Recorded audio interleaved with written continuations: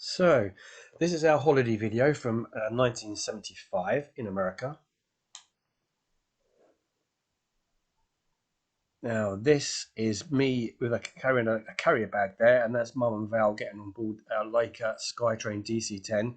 That was actually a fuel stopover in Niagara Airport, which is by Niagara Falls, but in the American side of Niagara Falls.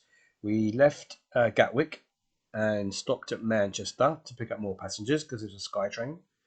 And then we flew over, stopped at with a 4 hour layover at Niagara Airport, and then we boarded back on to Los Angeles. This was some filming Dad did out of the window. This, I remember the captain told us, wasn't the Grand Canyon. It looked like the Grand Canyon, but it was called Bryce Canyon. And there's Auntie Pat on the left, there's Mum, there's Val, there's me on the right. I'm not quite sure where this was, but we were driving to Hollywood to Universal Studios, which is there. You'll see us at the queuing up. That's me there, and Val and Mum. Now, this was some special effects they were showing us. This was boulders rolling down the hills. They were actually made of foam, but with sound effects, they sounded quite scary. And we're on what they call a glamour tram here on a tour of Universal Studios. That's the glamour tram, as you can see. There's 3 carriages to that, I think, and that's a view looking down on some of the studios. This was some of the stars' actual dressing rooms. That's us shouting, "We're from England!" And it was 1975, and Jaws had just been launched. There's some big posters up showing Jaws and everything. That was Telly Savalas' actual dressing room at the height of Kojak. He wasn't in there, I don't think. That was a ashtray at the end of the reel that Dad filmed, I think. And this was when they toured the backlot with the fake frontage of houses where a lot of famous things were filmed. We recognised a lot of the time, and they told us what they'd been in, but it was 1975, so I can't remember any of them really. Although one is still very recognisable. That was Marcus Welby MD's house. That was really famous at the time. There's Auntie Pat. There's some more houses. And then they took us around the fake streets of New York. Bearing in mind, we're about 3,000 miles away from New York. A lot of Kojak was filmed here. And as again, it's meant to be the streets of New York City.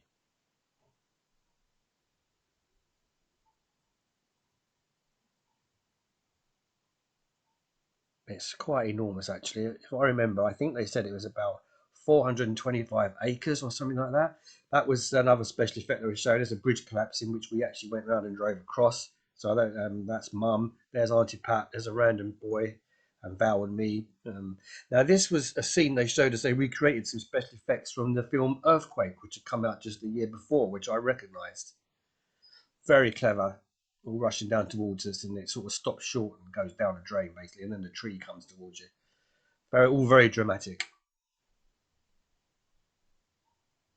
And this was where they would film a lot of Wild West scenes. Obviously, this was the Western area. And this was they're showing us how they did Parting of the West Sea for the Moses film. And so that water drained, and then we literally drove through it. As we're doing there, that's us driving through the Red Sea.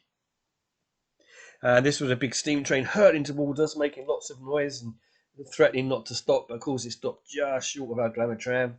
All very dramatic. And then this was a Wild West stunt show we watched, where they showed you how they did falls and they fell off the roofs and onto great big giant mattresses to break their fall and stuff. Now this is down in Hollywood. Now this was a tour of Hollywood and Sunset Strip. And again, this was the Stars' homes. I think that was Lucille Ball's. They took us on a tour of the Stars' homes, and they were obviously telling us who lived here. And they actually lived there at the time when they were showing us these tours of the Stars' home. They still do it now, or the stars of today. And that's the famous Beverly Hills Hotel. And that's the driveway up to it, I think. More sights of Hollywood.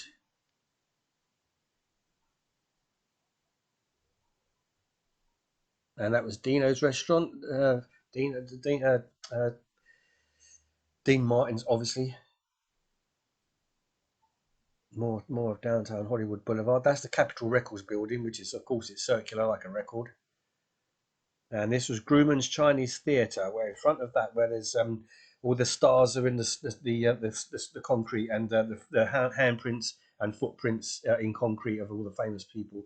And this is the famous Hollywood Bowl. That was free to walk around as there was no show on. So there's Mum on the left and Auntie Pat right at the back of the Hollywood Bowl. That's a great pan round just to see how big the place is. Lots of people, famous people play there. They're enormous. Great place to see. And this is where we stayed, the Corner Kai Motel in Anaheim, just outside Los Angeles, um, where we it was just across the road from Disneyland, and that's our apartment. We stayed just up there. That's us coming out. There's Auntie Pat. There's Mum. There's me behind her, and all waving, walking down the steps there. I was just catching up.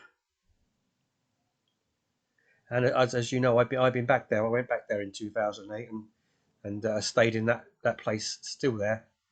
Different name, but it's still there. There's me all on my own. Now that's our car. My dad made them laugh. He said, "Look, it's not a picture; it's a video. You can move," which obviously got roars of laughter from people. And there's an actual orange tree growing in the car park. Now that's in Disneyland. We're all cute. That's us there. That's me, Val, Mum, Auntie Pat, with our book of tickets to go into the rides. That's me and Tigger, and there's Val. Someone grabs Tigger's tail. Look, I don't think you know this. This is on a ride looking around. That's the Matterhorn ride. That's us walking down Main Street, looking very intrigued. That's old fashioned fire. That's me trying to run to get a picture of it. That's still there. And this is on the Jungle Cruise ride with all the animatronic models. Very realistic for its time. There's nothing like that in England at the time. This is 1975, don't forget. There's the hippos. That's the New Orleans steamship.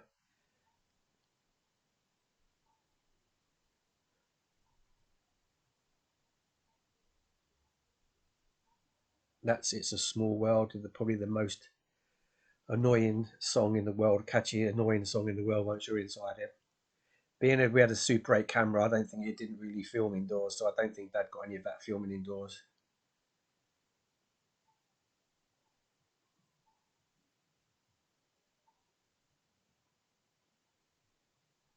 But, yeah, very famous ride. Now that's Princess's Castle, Cinderella's Castle.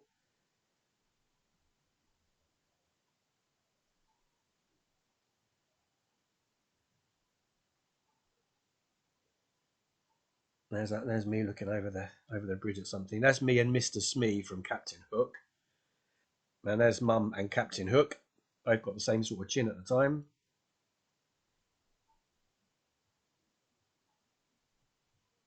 There's another ride there. I think that's probably Captain Hook's boat.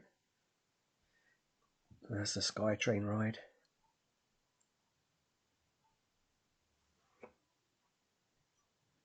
That's in Tomorrowland, I think, that ride there. That was a 7,000 Leagues Under the Sea submarine ride, I do believe. That's the futuristic Tomorrowland.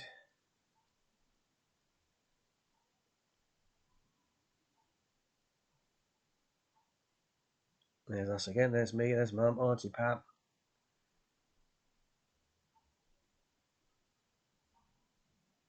Now, this was San Diego. This was SeaWorld.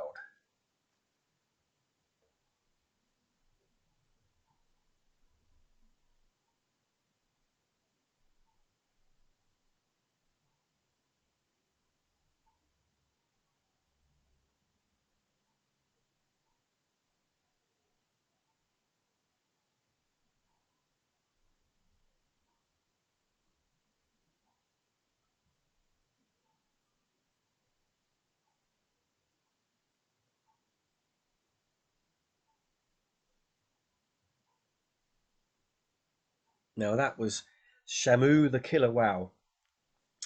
And he did all kinds of stunts there. And they were dressed. This was 1975. They were getting really prepared for 1976, which was the 200th year anniversary of their big Civil War independence. So the whole show was built around that. There you see the 76 logo, although this was in 1975. But yeah, that was Shamu the Killer Wow. I think he was the only one of its kind at the time. This was the original SeaWorld in California, like the original Disneyland in California. Many years after this, there was a SeaWorld on the East Coast in Florida, along with Disney World in Florida. But this was the original SeaWorld. There's Shamu, and he jumped out and rung the Liberty Bell. Of course, he did. And that was some skydivers coming in for a bit of a show. Again, all to do with their big independence thing the following year, all the Confederate colours and things like that. I think,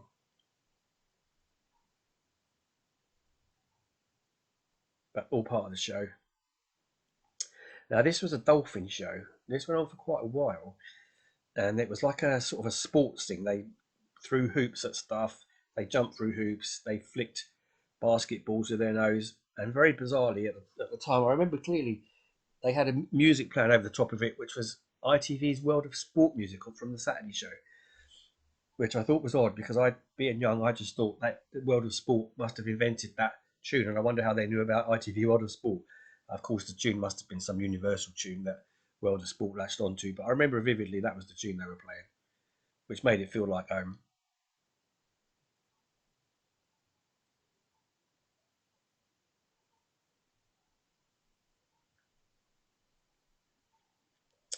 That's me bending over with my SeaWorld hat. There's Val. There's Mum with her SeaWorld hat. Auntie Pat, obviously, way too cool to be indulging in any silly kind of costumery. I think we were probably feeding fish with something. There we go, off for our next adventure.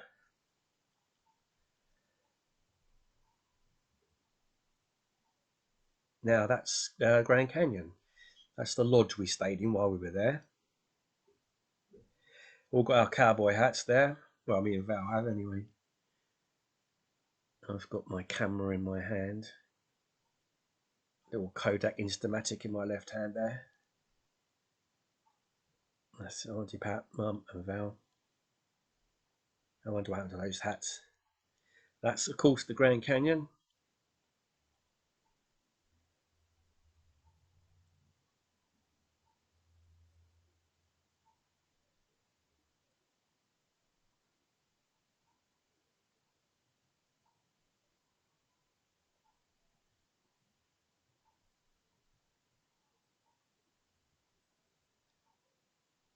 Apparently, that's a mile down, a mile deep. That's Mum there. That's me, I think, looking over the edge. And apparently, it's something like 20 miles wide but 200 miles long. So I don't know, it's London to Manchester or something, isn't it? Something like that. Huge, anyway, huge. That's right, looking over the edge there.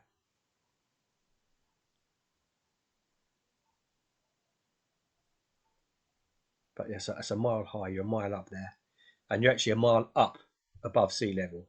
Down in the canyon is sea level, but you travel up to get up to the top of there. You're on a plateau, really. You're at the top of a mountain, but it's a plateau for a couple of hundred miles. And the whole thing, it's hard to imagine, was formed by that Colorado River, carved out that whole thing over millions of years.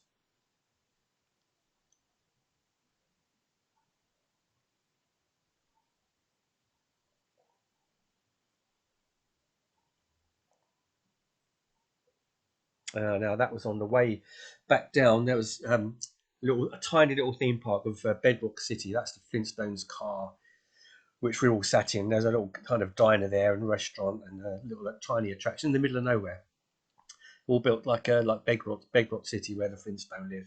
And that's the restaurant there. I think the menu was quite interesting. There's our car, Ford Granada, air conditioned, white wall tires, and that was the diner. The drive-in, of course. And then this was, I think, Santa Fe on our way probably to Yosemite, and that's an old end of the stop railway, the old Wild West Railway from the Gold Rush era. So it's Gold Strike Inn. That's the original old steam train there. That's it, the Gold Strike Express from the 1840s. Now, this was obviously Monterey. We stayed at the Monterey Lodge.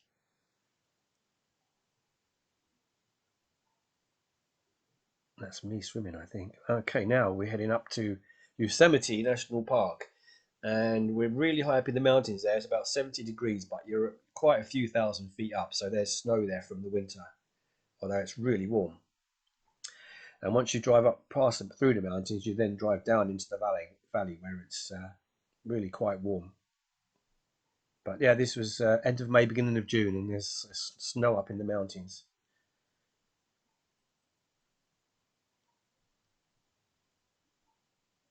But we stayed down in a lodge for a day or two.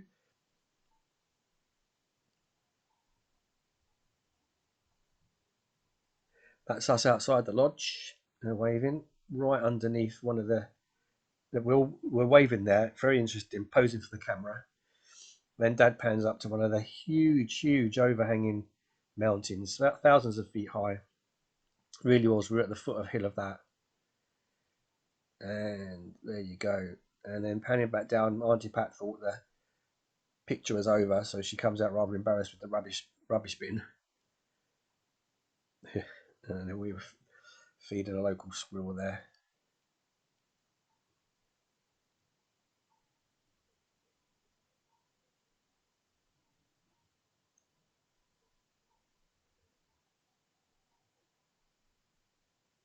He must have been well fed that day. Now this is one of the many rivers there. That's Auntie Pat, and it's ice cold flowing river, which is basically the waterfalls and the snow melting from the mountains, and it is ice cold. And they give you all a cup there to dip in the water and drink it. It's pure water, and it's ice cold from up there. And although it was about 70 degrees, the water was freezing.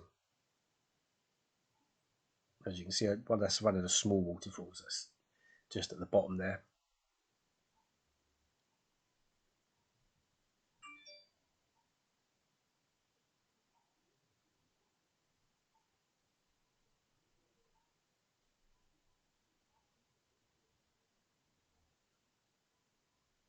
That's one of the high waterfalls, hundreds and hundreds of feet high. There's some typical large American people enjoying it. Another waterfall there.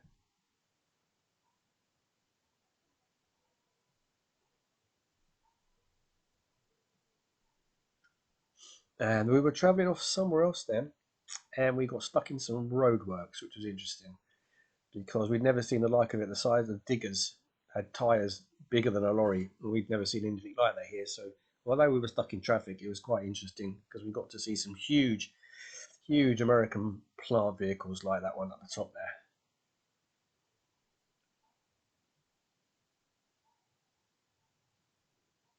Huge thing that was. And then we were obviously going to San Francisco, Auntie Pat's residence, where we stayed for 10 days. We had 10 days on the road and then 10 days at Powell Street, where Auntie Pat's residence. That's us in Powell Street. Mum, Val, Auntie Pat, I'm not there. No, there's me. There's me. Walking up one of the many hills. And that's Alcatraz, the rock, out in the distance. Looks quite choppy there. And then we went across the Golden Gate Bridge to the north side of the bridge to Sausalito, where Auntie Pat's friends lived. Marvin and Susie, I think. That's their place. That's Marvin, big American chap. And they just had a swimming pool installed. There's Auntie Pat waving. The brown lady in the middle with the tan, that's Susie. I'm in the water. There's Mum in a swimming costume. And they did a barbecue for us, which we'd never heard of a barbecue then, hard as it seems. That's Dad.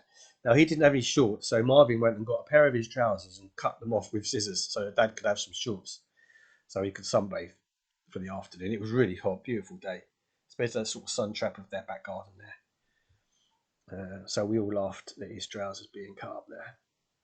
But they're very generous couple, lovely big house they had. And as I said, they did us a barbecue um, when we hadn't heard of such a thing. There's Dad there about sizing up whether he thinks he looked daft or not. There he is, enjoying the sunshine, obviously. And it looks like he's got a little glass or something next to him there. And I just learned to swim, so I think that was me swimming all on my own in the pool. And although I think your hair mum said she's never swum in her life, doesn't like the water, that is her swimming with a float. But she'd swear blind if she was still here that she don't like the water, she doesn't swim, never can swim, and didn't own a swimsuit. But that's mum. And that's me trying to swim a length of this tiny little pool. And then I think I crashed into mum because she weren't looking where she was going. So one of us must have come a cropper. There's Auntie Pat. There's big old Marvin with his big barbecue. I think he did a load of chicken for us. There you go, posing for a photo there. Yeah, Marvin and Susie they were.